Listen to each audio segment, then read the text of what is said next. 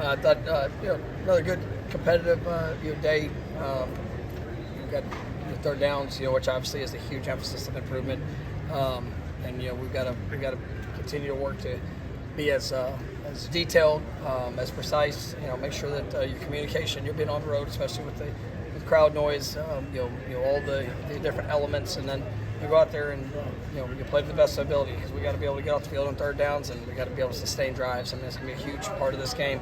It's going to be a team that they're going to want to try to control the game, control the clock, and very similar probably setup to what last week's challenges presented, and we've got to do a better job than what we've done. So I thought our guys.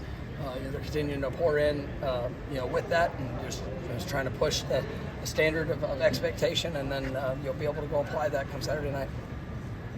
When you look back at the running game against North Carolina, where were some of the I mean, there's at times. I mean, we had times we had good space, and whether it's just a one-on-one block where you either lost leverage or lost connection. There's a few communication issues just with maybe a shifting front where we've got to do a better job in our application to the scheme. There's a few times where just a backtrack where just another step on track would have a chance to be a big difference for us. And then a couple times where we've got to be able to get the ball and play on the edge as well. So there's a lot of different elements that go into the run game. We have to be better at it. We've got to be more consistent with it. Obviously, we're building upon that for what we're trying to do on Saturday. Cai Bates continues to earn practice reps. How close do you think he is to seeing the field? And, I think Cai is really doing a nice job, and he's somebody that's been patient for opportunity, but he's also been somebody that's been taking advantage of each day. And I really like what I'm seeing from him. I like what I'm seeing from Charles, Ricky Knight, those young DBs. It's a really good group, and obviously got big expectations for what they can be. It's just it's the trust of the process, and who knows if it's Saturday, if it's here in the next couple of weeks. I mean, they got to be ready if their number's called. Alex talked about solving one problem, but then another problem kind of surfacing when it comes to the offensive line. Are those guys starting to find more defined roles, or is it rotation? Yeah, I mean, I'd like to not rotate. I mean, it's we've had 8 different starting lineups, not by choice. I mean, that's not something you ever sign up for. There's a few teams in the country that I think it's maybe 2 of us, like 2 teams in the country that have had that kind of turnover, and neither of them have played very well.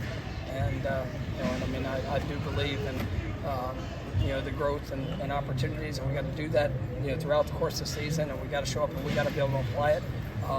But it is hard on some of our players too, and I mean, there's guys that have shown some growth, especially a couple of our younger players that just for due to depth and due to some of the needs that we have for positions. Those guys have had to do a lot of different things, and it's all part of this game too. And we got to continue to grow, get better. And I mean, I do think these guys are putting in a lot of work, but it's just in the moment we got to make sure that we trust the things that we've trained to do, and you'll be able to react as fast as possible. Once that ball snapped. Their defense creates a lot of turnovers. Is it forcing an issue, or is it just being sound? No, I think they do a great job of forcing an issue. They play. I mean, they play at a very high level. They've got good football players, but you could see the intent of the violence to the ball, and they've been able to create some in the air. But it's something we've harped on. We harp on it throughout the year, regardless. But I mean. It's just understanding that no matter where you are in the field, somebody's coming. Either in front or behind, they're going to be taking a shot on the ball. So it's something we're obviously we push to for our own defense, and not been as productive. But it's a defense that's definitely earns your respect when you watch how violent they are to the ball. Is there anything Al Golden does schematically, or Marcus Freeman does schematically, defensively that challenges, or more so good players across the board? I mean, they're good coaches. I mean, they've done a really good job of over the years, and what they do, how they attack. and part of it is allowing really good players to go play, and they give some of those guys on the defensive front a lot of freedom, and they play well together. The linebackers. There will be no hesitation with them. It's very similar to kind of what the Cal's defense, and what it looks like and how they play. Guys that trigger quick, and you better get the blocking. You better bring everything you got. So it's a really good defense, and they've done a nice job throughout the year. Last time you got a handful of guys that were playing in that game last time you guys were up there. Notre Dame had a similarly talented team. You guys were trying to find your footing. Are there any parallels or sort of lessons those guys learned that you think they'll pass on to guys? Yeah, I mean, it's I don't know. I mean, how that would tie together maybe. It's about going to play the best you can play. I mean, then it's a different team, different group. We got our shot comes Saturday night, and we've got to put everything that we have into going to be the best we can be against a talented team. But I'm excited to see our guys go compete, and they're excited as well. And got a grand stage to be able to do it. Mac, yes, sir. sorry. Mac Brown talked the other day about the amount of representatives and agents that are reaching out to his program about players who aren't in the portal. Basically saying there's a lot of tampering going on around this time of year. How challenging is that for roster retention, for just building for the future for you? Well, I mean, for us, I think that's the question last week about recruiting your players, and every day we step on that field, that's my recruiting opportunity for them, and what we the time that we pour into them as people, is the time helping them work to grow to be the men that they're capable of being. I mean, that's my recruiting effort, and because anybody can sit in front of them and tell them something that might sound good, and get them to feel a certain way in the moment, but and they know it's true, and that they're going to be pushed, they're going to be challenged, they're going to be cared for, and lifted up when they get knocked down. I mean, those are all things that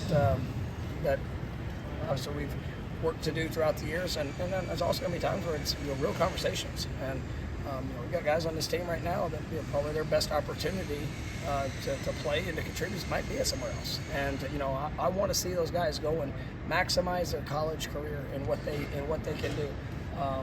But the people reach out, I'm sure. I mean, it's there's collectives and all the other stuff. I mean, I'm sure that's definitely there's probably calls being made, but I don't get too consumed with that, because I want to make sure that these guys they see it from us. Our effort that we have into helping develop and pour into them, and we got some great ability and talent on this team that I do think has really, really bright futures as they continue to grow in those, especially those younger classes. And I'm excited to see what those guys are going to be able to do as each day goes by. All right, thank you, Coach. Thank you, guys.